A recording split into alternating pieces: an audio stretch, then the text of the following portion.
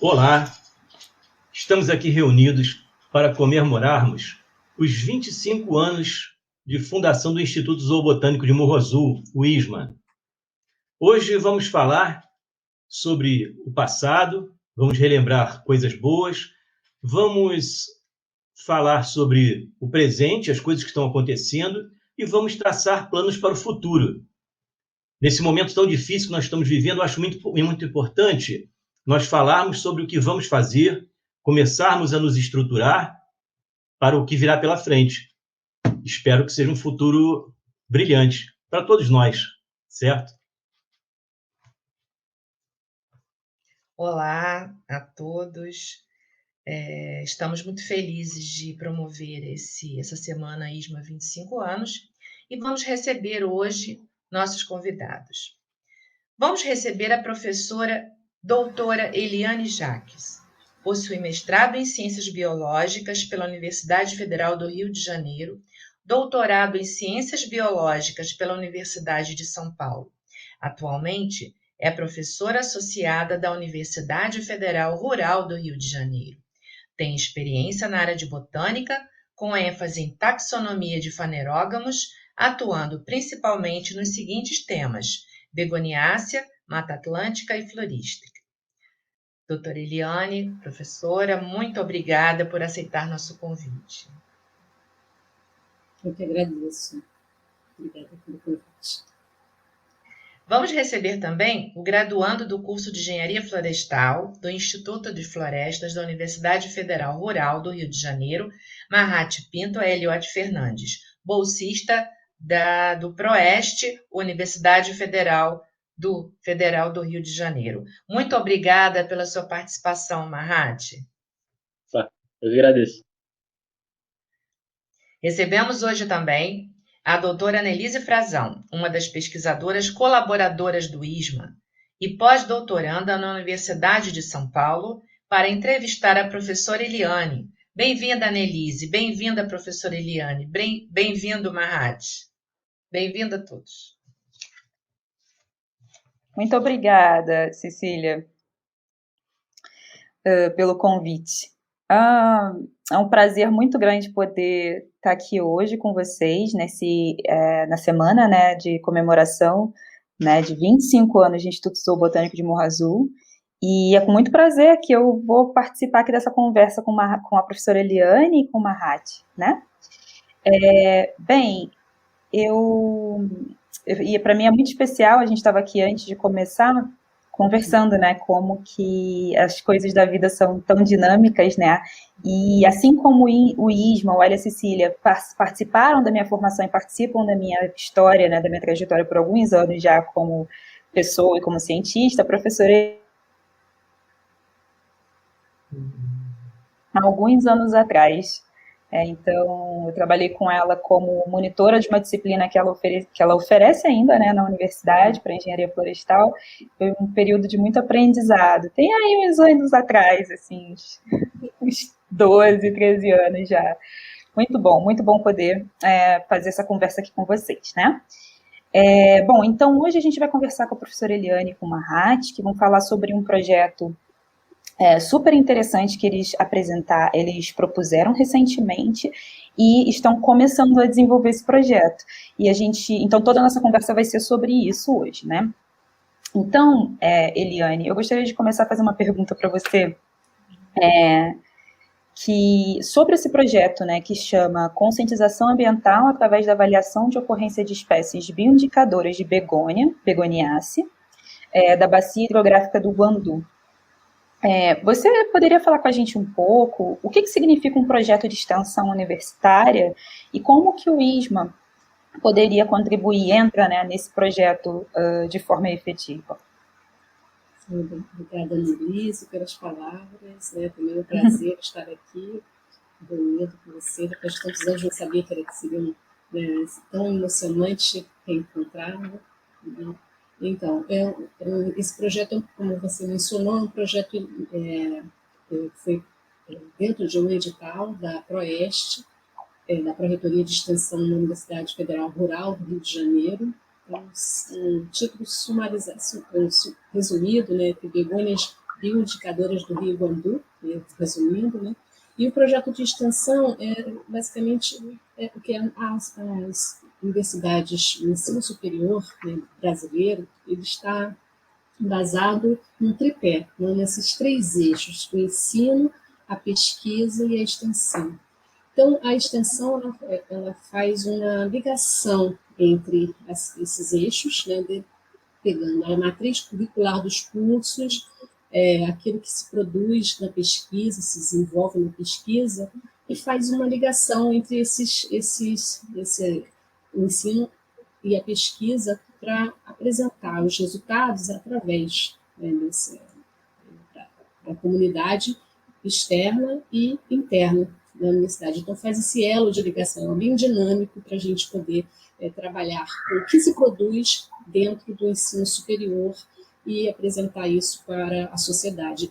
E o ISMA, como parceiro do projeto, ele, como tem a atuação dentro já histórica, né, como está ligado com a comunidade, né, fazer com que haja uma aproximação, né, dos resultados desse projeto com a comunidade externa à universidade. Então, a participação é importante para a gente disseminar esse conhecimento.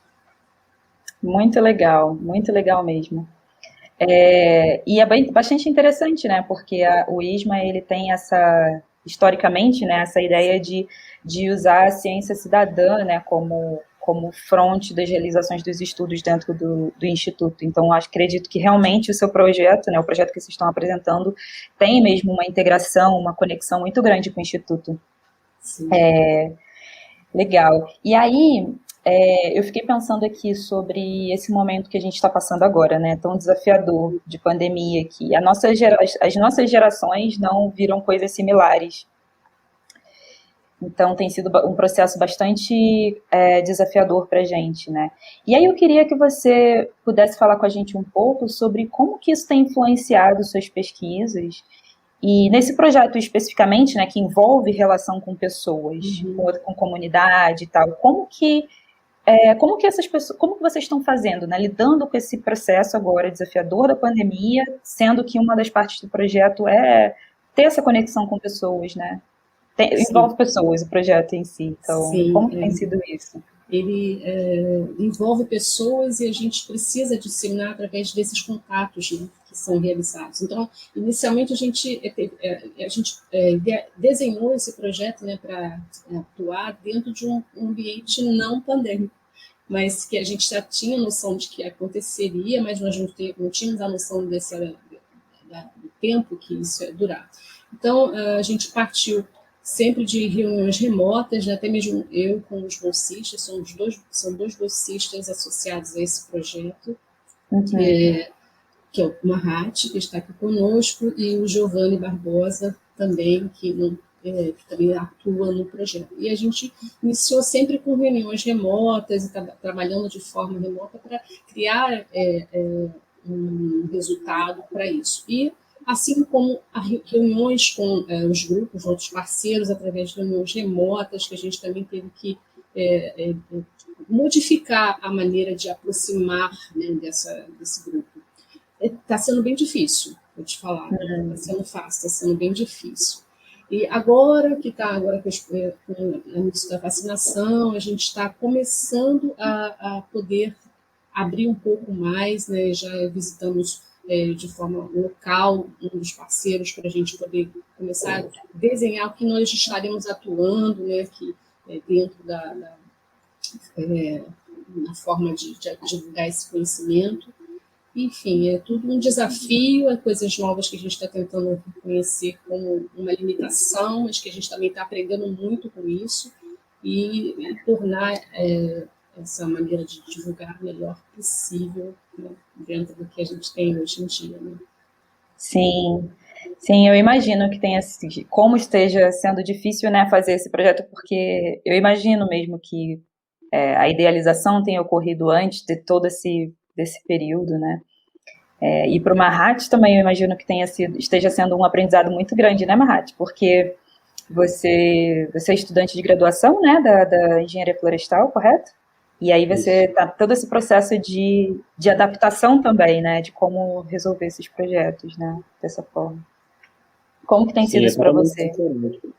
é totalmente diferente, né? Teve que fazer tudo online e a gente acaba que ganha por um lado, mas perde de outro também, né? E tem que aprender a se organizar, porque senão a gente acaba perdendo muito tempo. Sim, é um desafio mesmo, né? Que todos nós estamos passando. Eu fico feliz de saber que, por mais que seja muito desafiador, projetos como os de vocês, né? Que traz toda uma questão de conhecimento compartilhado com a comunidade, de alguma forma, têm sido desenvolvidos, mesmo com todas essas dificuldades, né? Bom, e aí eu queria falar, né, de quem estuda planta. Então, será que um de vocês, o professor Eliane, poderia contar um pouco para a gente, né, para as pessoas que estão ouvindo a gente, quais profissionais que podem trabalhar com planta e como que é possível fazer que esse gosto com a profissão, gosto por plantas, né, quem gosta, tem muitas pessoas que gostam de planta, possa se tornar uma profissão, especificamente. Vocês podem falar um pouco com a gente sobre isso, por favor? Bom, vou comentar um pouquinho essa pergunta sua com a experiência, né? A planta, na verdade, a gente está no dia a dia vendo a planta, comendo, né? Então, a planta está no nosso meio. Áreas afins, né, da biologia, agronomia, engenharia florestal, áreas acadêmicas, né, ligadas às plantas, né, química, enfim, são várias áreas que podem atuar, né, tendo objeto ao estudo das plantas. E também aqueles não acadêmicos, né, a comunidade, de modo geral, pessoas a questão técnica, como jardineiros, floristas, enfim, é uma área muito extensa, né? O gosto pelas plantas, ele perpassa pela nossa própria vivência da importância delas, né, para a nossa vida. Então, acho que muitas áreas atuam com a botânica diretamente ou utilizando-se as plantas para com o seu objeto de estudo, de trabalho, enfim. Sim. Muito legal. E eu fico pensando o quanto que esse projeto de vocês vai contribuir para isso, né? Para trazer para mais próximo ainda das pessoas um jeito diferente de olhar para as plantas, né? Talvez vai ser uma das primeiras oportunidades que algumas pessoas terão de olhar para a planta de um jeito diferente, né? E talvez aquela alface que está ali no prato do dia a dia das pessoas, né? Que têm o acesso, obviamente, a esse tipo de alimentação, passe a tornar um pouco diferente esse olhar. Isso é muito interessante. A gente passou esses dias... Desculpa. Pode falar. A gente passou esses dias, né, com um dos parceiros dentro de um parque, né, dentro dos guias parques, né, de unidades de conservação, e até mesmo assim, com um olhar do especialista da planta, né, que faz com que a primeira foi a proposta do projeto da gente tentar entender que essa conscientização ambiental através do olhar das begônias, né, você ter as begônias com foco, porque assim, nossa, esse ambiente é um ambiente conservado. Eu sempre digo assim que as begônias gostam de sombra e água fresca, né, e ficam assim, em ambientes conservados florestais e tal. Então, essa vivência de passar para eles assim, olha, aqui ocorre uma begônia, essa begônia é endêmica, ou seja, só ocorre aqui, ou é uma planta muito rara, tem uma população pequena, e enaltecer a importância do olhar detalhado para as vezes, porque a gente, de modo geral, numa floresta, olha só para árvores, né? Dia da árvore está aí para comemorar nacionalmente a importância da árvore, mas as árvores mantêm esse ecossistema, mantêm esse ambiente úmido, sombreado. Então, através do olhar das begônias, ele pôde, no caso dos guias parques, né, enxergar de modo diferente o ambiente que estava passando no dia a dia, né, onde a gente passa por uma trilha, às vezes não consegue observar que existe ali uma espécie rara, ou seja, com uma população bem pequena, ameaçada. Sim. Enfim, eu acho que isso tem para a gente a importância, né, de a gente estar assim, transformando, modificando o olhar, né, através da pesquisa, né, de fazer com que a pessoa entenda a importância daquilo. Super legal. E isso você está falando de guarda-parque, não? Então são pessoas que trabalham dentro de parques de conservação, né? Então são pessoas que estão acostumadas com esse olhar. Você vê como que é interessante, como dá para trazer outras formas, né, de olhar para a natureza. Porque a gente quer modificar, né, de forma que os gestores dos parques possam estar com um olhar específico para um grupo, né, e a gente trazer essas informações para a comunidade de modo geral. Né? Sim, muito legal. Você vê o poder das plantas, né, Eliane? E aí, falando do poder das plantas, eu queria mudar um pouco de assunto. Não mudar tanto, né? Porque vai acabar passando por essa coisa de atuação profissional mesmo, né? Que então eu vou acabar puxando aqui um pouco de sardinha, né? Para essa parte da botânica, porque, para quem não sabe, eu também tenho formação em botânica, assim como a Eliane, eu também tenho formação, tanto meu doutorado, né? Foi com título em botânica. E é uma ciência que é chamada amável, que realmente faz com que as pessoas olhem para a natureza de uma forma, quando elas aprendem a olhar para a planta de uma forma mais carinhosa, né, a gente consegue olhar a coisa de uma forma com que a gente não via antes, né? E daí, eu queria que você, Eliane, pudesse contar um pouco para a gente quem são as begônias e como que iniciou o seu interesse por elas. Sim, as begônias são plantas geralmente herbáceas, né, arbustivas, são plantas de porte pequeno, que geralmente ocorrem em áreas de florestas.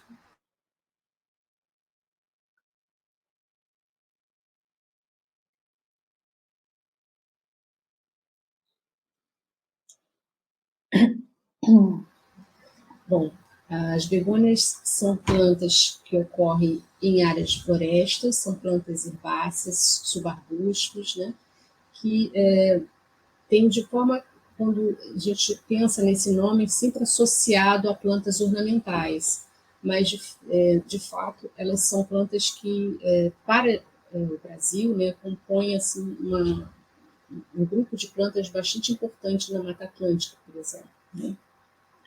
E ela, na verdade, entrou na minha vida, né, como o estudo das begônias, foi por de certa forma, uma necessidade de identificar as plantas. Né? Desde a minha formação como iniciação científica, eu tenho uma formação, fui formada, né, na Escola do Jardim Botânico do Rio de Janeiro, e a minha orientadora na época, do Carmo, carinhosamente conhecida como do Carmo, Maria do Carmo Mendes Marques, taxonomista de Poligalácea, ela falou: minha filha, você tem que estudar begônia para identificar as plantas.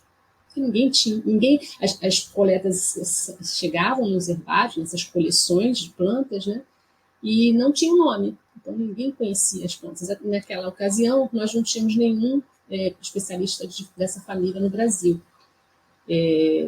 No passado, teve Brad, na década de 50, e dessa forma, né, de 80 para lá, né, na minha iniciação científica, não tinha ninguém que identificasse essas plantas. Então, ele foi iniciando dessa forma, né, um desafio para reconhecer as espécies da Mata Atlântica, no caso, era um projeto especialmente para trabalhar com a flora do Rio de Janeiro, que hoje a gente tem a flora do Brasil construída, né, mas que iniciou dessa forma, né, o interesse pelas plantas, com a importância delas para a identificação. A gente eu tive que estudar, né, de uma forma meio autodidata,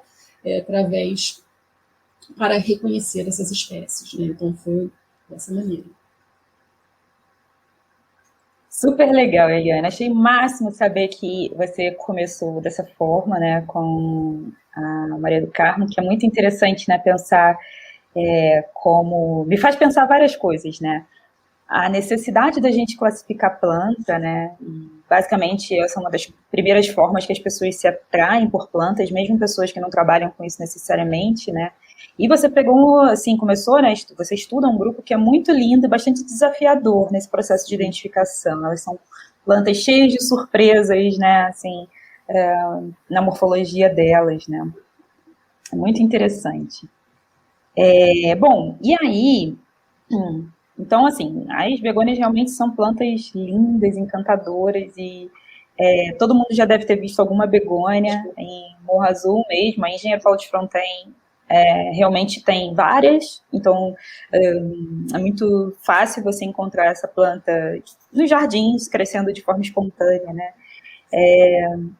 E aí, eu queria pegando, né, esse gancho de falar dessas plantas tão encantadoras, eu queria que vocês pudessem falar com a gente um pouco sobre que ao longo do projeto de vocês, né, vocês falam muito, e aqui você já comentou alguns momentos, de begônias como bioindicadoras, né? E eu queria que vocês pudessem contar para a gente um pouco sobre isso. O que seria uma planta bioindicadora?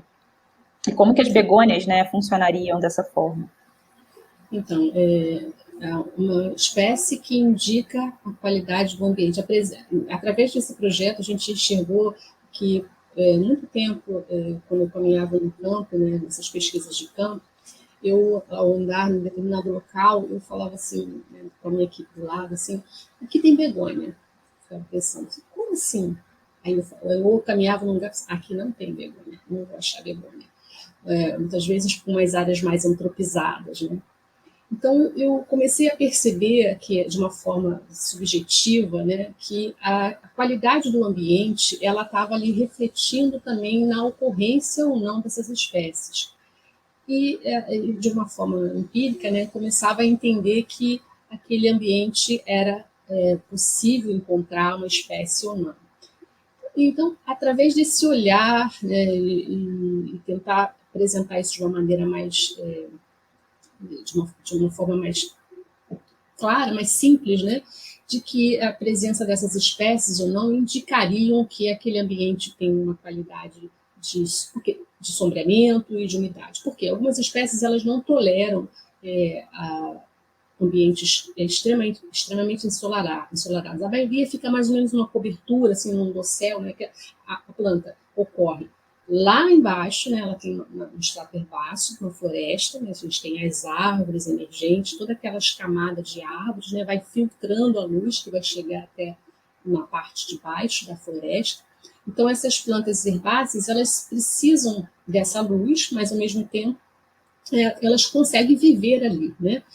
E por isso, assim, no caso dessas begônias, elas têm todo um mecanismo para favorecer a ocorrência delas ali, que são plantas carnosas, muitas vezes tem muitos pelos na folha, né?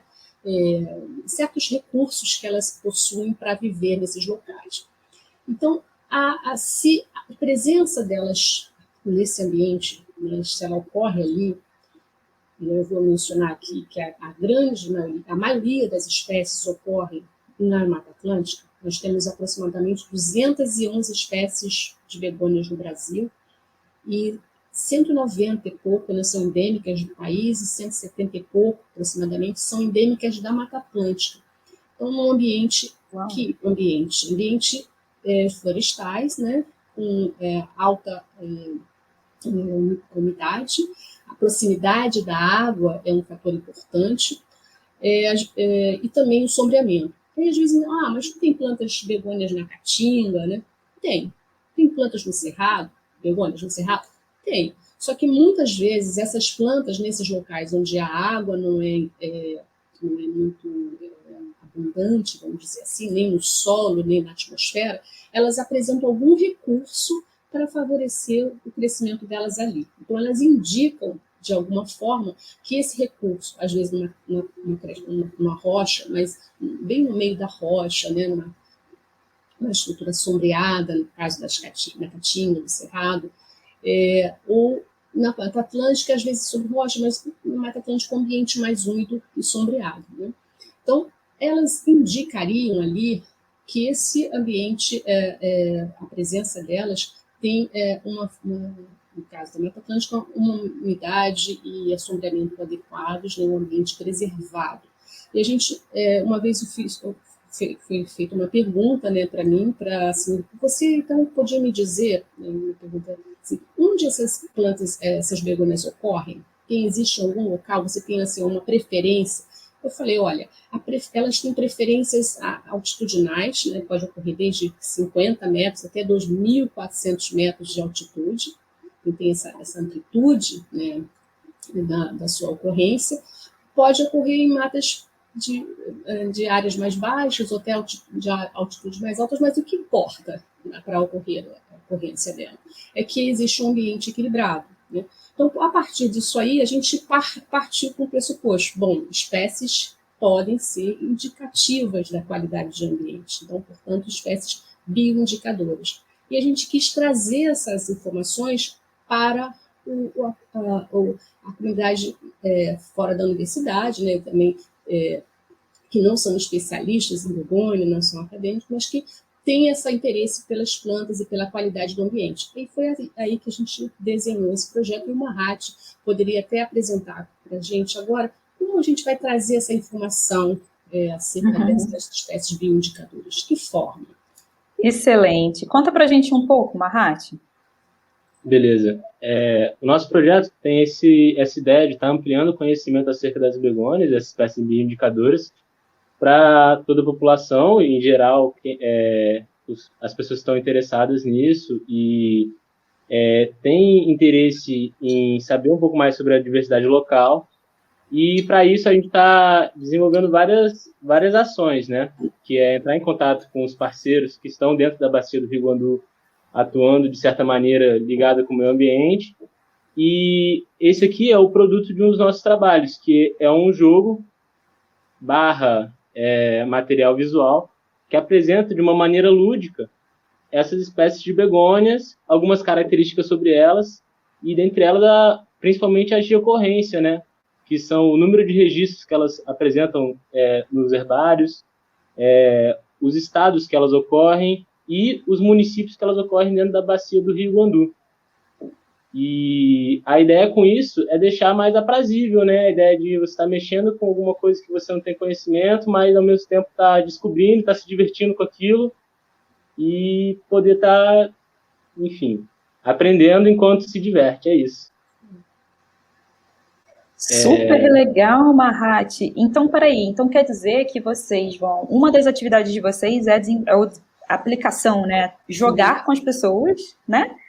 Para elas aprenderem tanto a ver como que a planta é, então possivelmente elas vão ver uma foto, vão reconhecer que já viram aquilo perto da casa delas ou alguma coisa do tipo, né? Isso é muito interessante.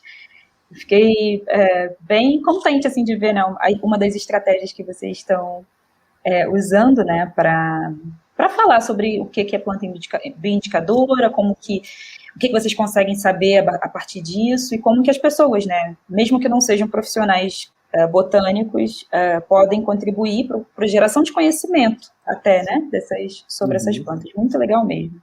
Que a gente queria, Ana Elisa, né, esse projeto está dentro de estimular essa informação de equipes que promovam a política de sustentabilidade. Então, ele está dentro de duas linhas, né, de duas temáticas principais, a temática do meio ambiente e a temática da educação. Então, a gente desenhou mais ou menos para promover essa modificação, né,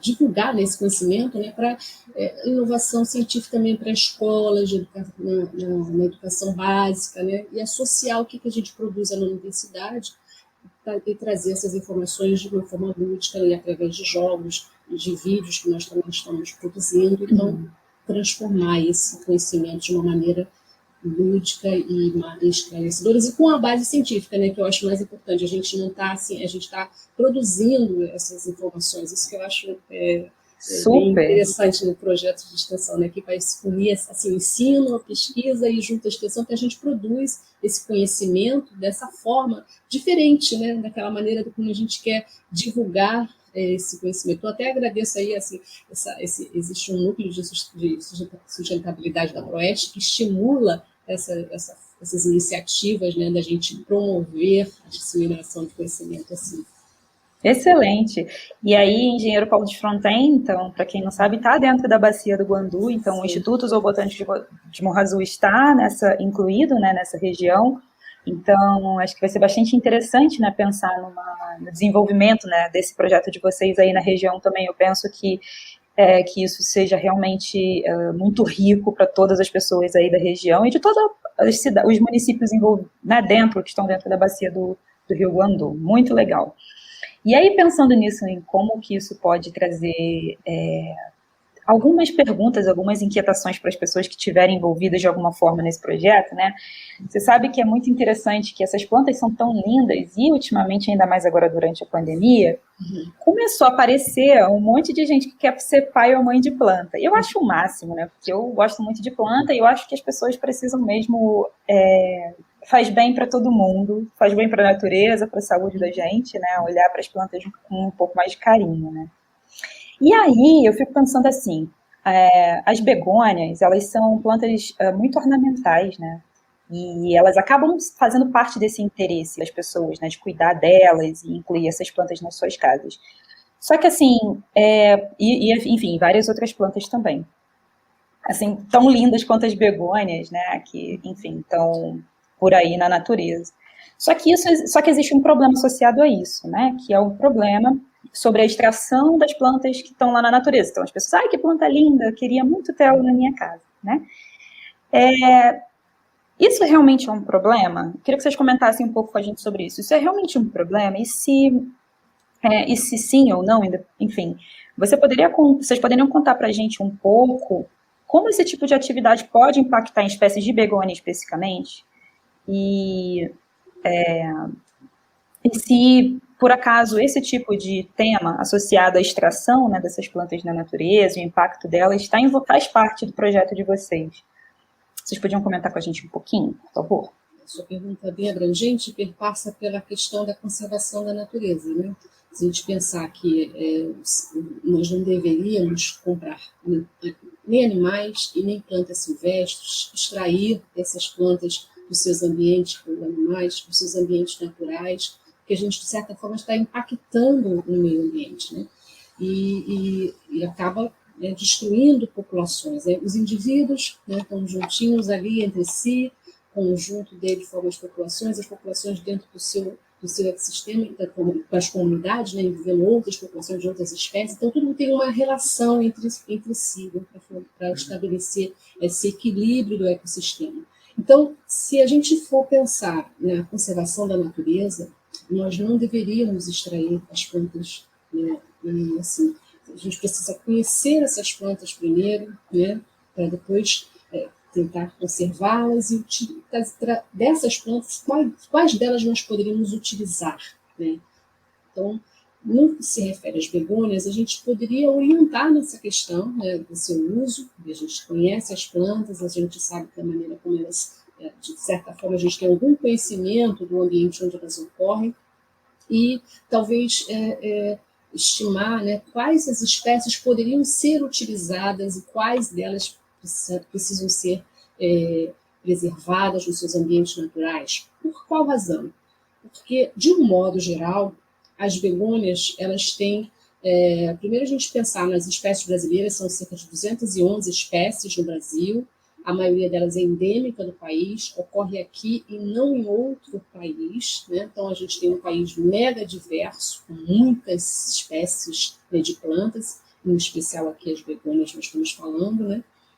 A maioria delas endêmica do país, e desse conjunto de plantas endêmicas, a maioria é da Mata Atlântica. E se a gente pensar que, olhando uma planta que são lindas, né, extrair da natureza, a gente está, primeiro, favorecendo a perda dessa diversidade, a perda dessas espécies no seu ambiente natural.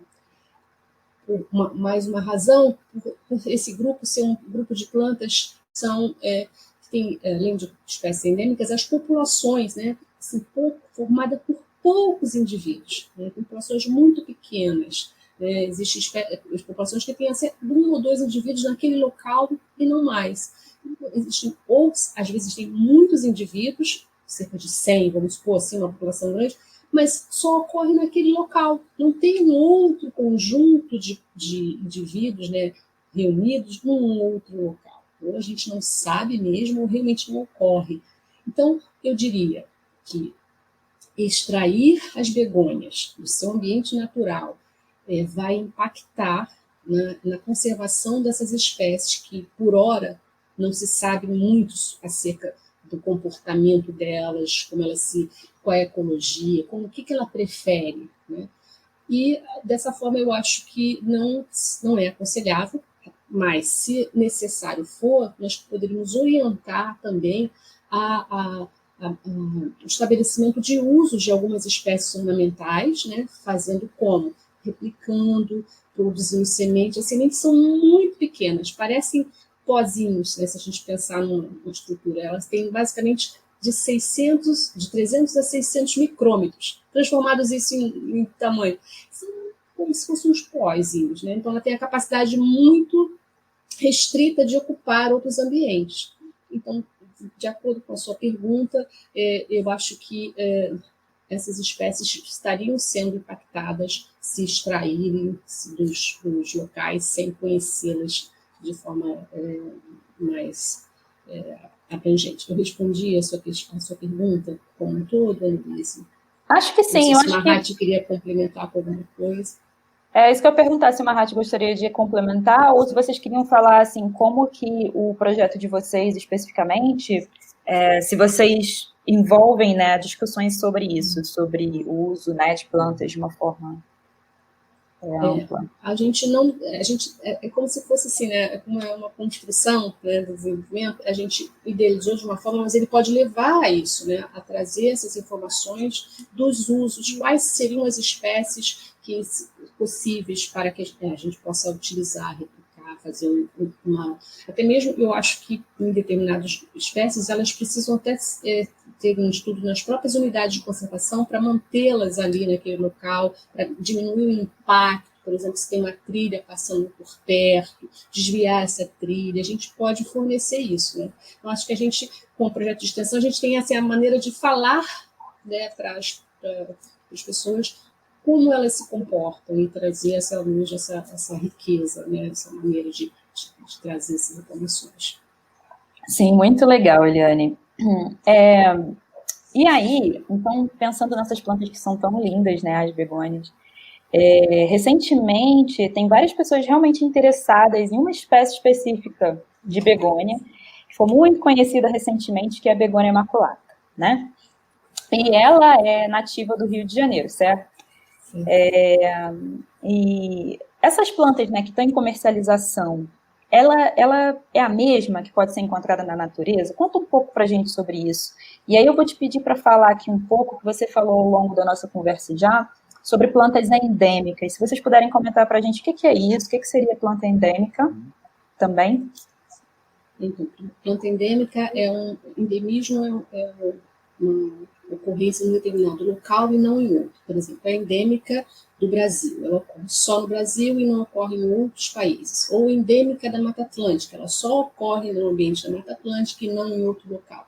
Begônia maculata, por exemplo, é endêmica do Rio de Janeiro, ela só ocorre no Rio de Janeiro e não em outro local. De forma natural, né? A gente pode, de certa forma, pensar nas plantas como um ambiente natural, ela ocorre ali, naquele local, né? A gente, às vezes, tem plantas que ocorrem no Brasil, são cultivadas aqui, mas naturalmente, por exemplo, o eucalipto não é uma planta nativa do Brasil, mas ocorre de forma cultivada. Então, no que se refere à begônia imaculata, eu tenho até coloquei no Instagram que coloca um pouco a pesquisa, né, de forma para o público em geral, chama-se Begônias Brasil, e fiz um post falando sobre essa planta. Por quê? Porque chamou a atenção de uma hora para outra, né, dessas pintas aí das begônias, né? Essas pintas chamam a atenção. Mas eu fazia uma pergunta lá no Instagram, assim, mais ou menos isso, eu não lembrei. Todas as begônias que têm pintas na verdade, trata-se de begônia imaculada?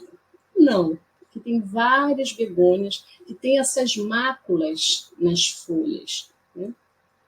E essa planta que estão chamando na floricultura como begônia maculata, na verdade estão usando o nome de uma planta nativa, endêmica, protegida pela legislação, pela endêmica do país, do Rio de Janeiro, e para o nome de uma outra planta, que é um cultivar. Então, eu faço uma referência lá, a diferença entre plantas nativas e cultivares e híbridos, né? O cultivar ele é estabelecido, ele é feito, né, para fenda, né? Um híbrido é uma relação, uma mistura de espécies entre si que produz uma planta, às vezes estéreis, enfim. E a planta nativa é a planta que ocorre naquele seu ambiente natural. Então, confundir esse nome de uma planta nativa com um cultivar / híbrido de uma planta comercializada é um erro. Porque como taxonomista que eu sou, e você também, Annelise, vai concordar comigo, que o nome de uma planta, o nome científico, ele é universal. Begonia maculata foi descrita por Hard em 1820. Vou pensar em taxonomista falando. Mas é um nome universal. Ele traz a informação acerca de vários, né, conjuntos de dados ali daquela planta.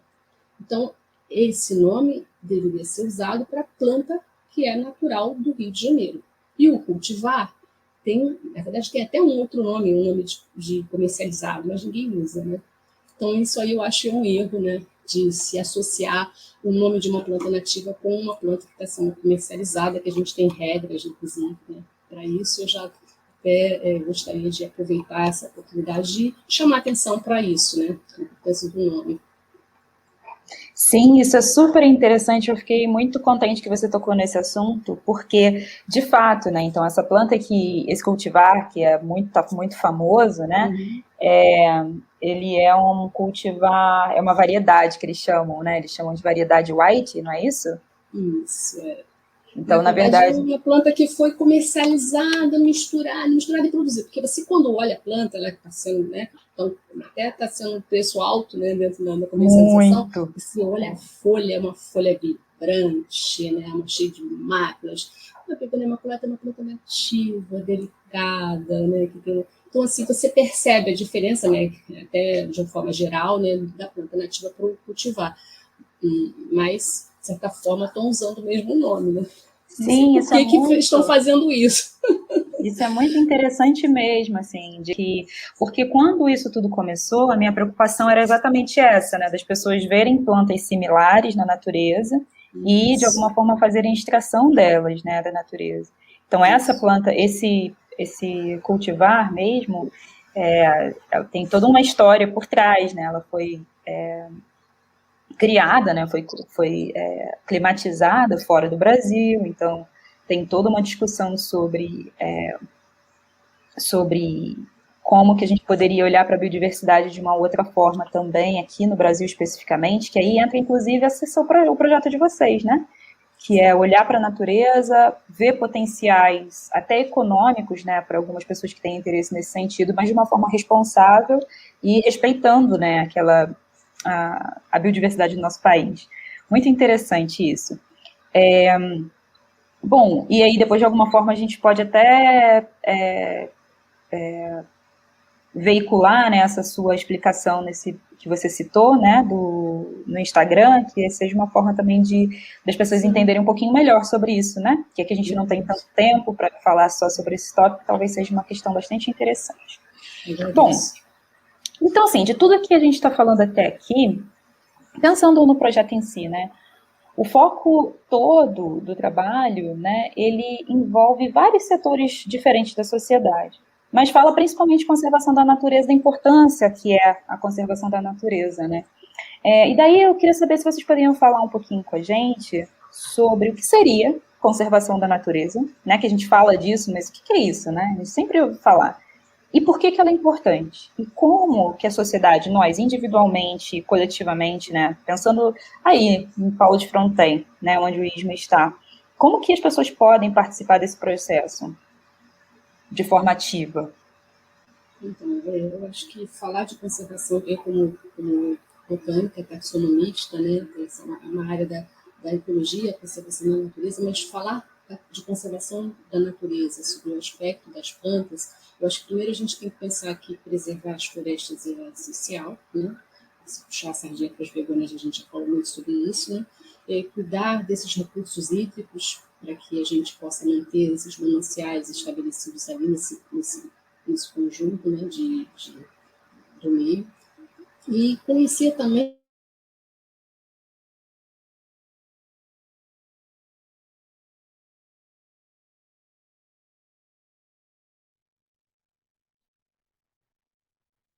Annelise, a energia caiu.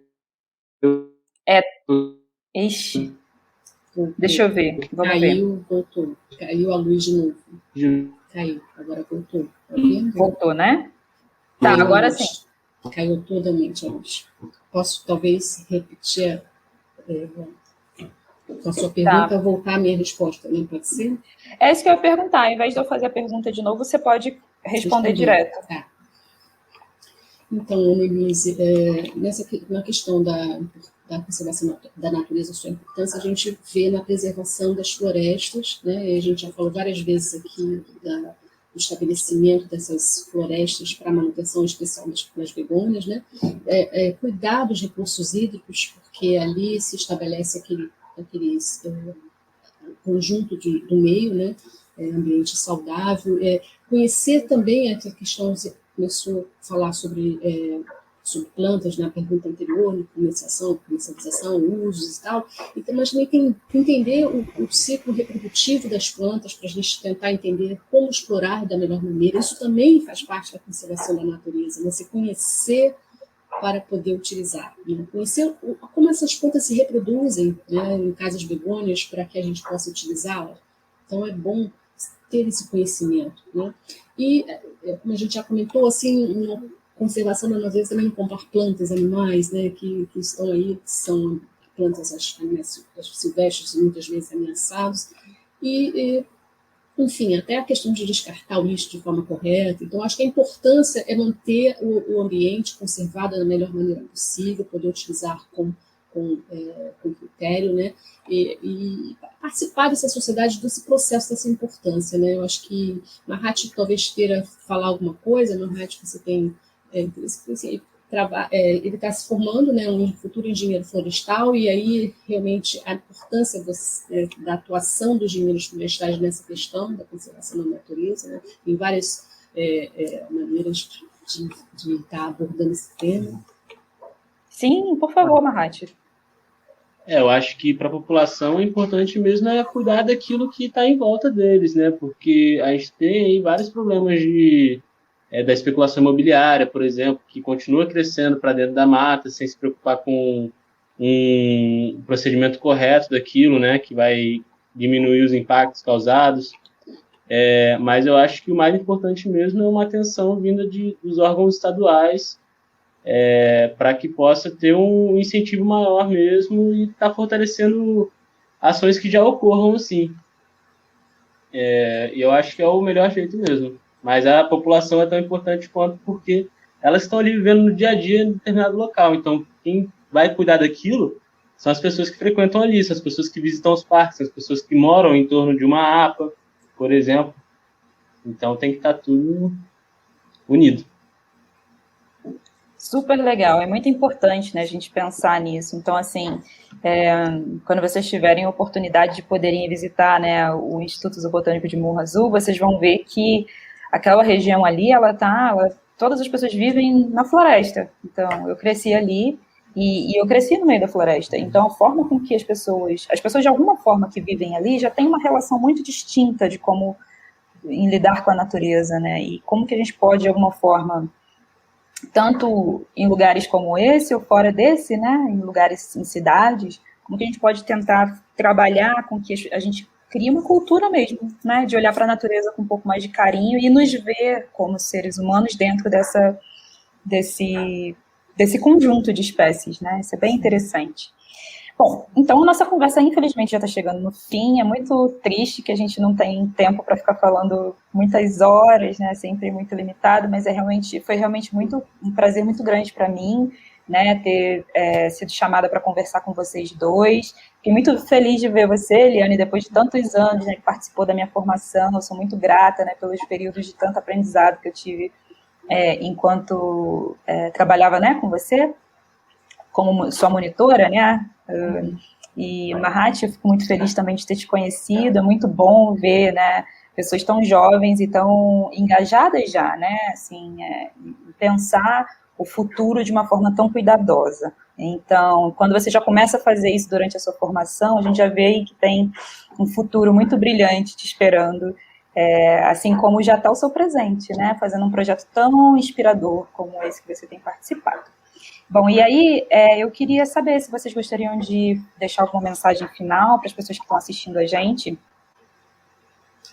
Olha, primeiro agradecer a todos, né? Isso é fundamental. Agradecer a minha universidade, ao meu departamento de Botânica da Universidade Federal Rural do Rio de Janeiro, a oportunidade, ao Núcleo de Sustentabilidade da PROEST, da Pró-Reitoria de Extensão, que nos fomenta as bolsas de extensão, né, dos meus dois bolsistas, o Mahat e o Giovanni, o ISMA como parceiro nosso, que assim, prontamente nos atendeu, porque eu acho essa mensagem que eu gostaria de passar, né, porque muitas vezes a universidade está nesse tripé de ensino, pesquisa e extensão, e a gente, como professor, né, como formador, eu agradeço o senhor Subsídio, eu que estou parabenizada por toda essa sua formação, né, Melissa, sempre no início já sabia muito bem o destino final que você estaria sendo desenvolvendo na pós-graduação. A gente já percebe, eu tenho mais de 30 anos de sendo docente do ensino superior, e sei muito bem enxergar pequenas ações e vislumbrar o futuro desses discentes, né, e torná-los, assim, observar isso. Então, falando do ISMA, agradecer isso, porque a gente, como professor, a gente também tem uma tarefa multidisciplinar, né, e de vários, nesse tripé do ensino, da pesquisa, da extensão, a gente fazer com que a universidade tenha essa base fortalecida. E o projeto de extensão, nesse processo, né, de tentar chegar até todos esse conhecimento que a gente produz e falar um pouco mais das begônias e esse empoderamento que a Melise falou muito bem, né, com muita forma muito carinhosa, inclusive, né, da maneira como se expressa dessa relação das pessoas com o meio ambiente, e a gente passar essa pequena mensagem que a gente gostaria de estar, estamos abertos, né, para saber das necessidades que a gente pode ajudar a resolver, a melhorar, né, o conhecimento. Eu acho que essa mensagem é assim, a gente está integrando, né, fazendo essa estrutura dinâmica, né, dessa integração e tornar isso um fruto daqui para diante, né? Muito obrigada. Muito bacana. Mahat, você gostaria de falar alguma coisa? Não tem nada a complementar, não. Só agradecer também. Muito obrigada. Bom, então eu agora, mais uma vez, eu gostaria de agradecer a todas as pessoas que estão assistindo e a vocês dois pela conversa super maravilhosa que a gente teve. Então, assim, vocês vão ver que nós temos um técnico muito, né, em vídeo de audiovisual muito competente, mas, na verdade, foi que no meio do caminho tinha falta de luz e de internet para a gente. E mesmo assim, a gente conseguiu conversar, né, sobre essas criaturas tão maravilhosas que são as plantas de uma forma tão gostosa. Muito obrigada mesmo, gente. Ou então eu gostaria de chamar a Cecília e o Hélio para a gente finalizar nossa conversa. Obrigada, Cecília. Obrigada, Hélio. Eu que tenho a agradecer, tanto a você, Nelise, como a professora, ao Mahat também, e quanta coisa legal que a gente aprendeu hoje, né? Então, outras virão e vamos aprender mais coisas. Foi muito bom. Muito obrigada a todos. Nós estamos abertos para esse futuro projeto Ciência Comunidade, que é uma das missões do ISMA, né? É envolver a comunidade em projetos científicos, divulgar a pesquisa para as pessoas, para que esse objetivo de conservação ele tenha uma finalidade que é a melhoria da qualidade de vida para todos nós. Muito obrigada a todos, agradeço a equipe e agradeço ao nosso super cinegrafista. Show de bola! Passando já passar por isso tudo. Então eu vou...